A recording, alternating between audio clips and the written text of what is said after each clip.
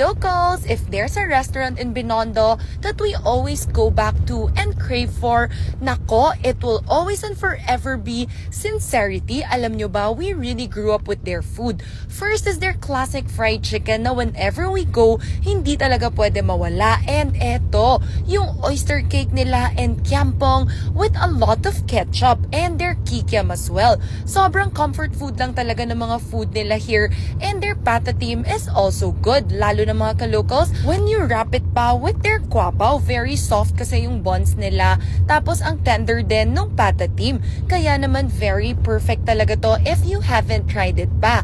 And oh, this branch pala is yung the one sa may Lucky Chinatown, but they have several branch. And eto, yung crab fried rice nila and tummy. Kaya ano mga ka-locals, I hope nag-crave din kayo kasi ako nagka-crave na rin. Yun lang, share ko lang. Let me know if you want me to try other restaurants around the area. Thanks for watching!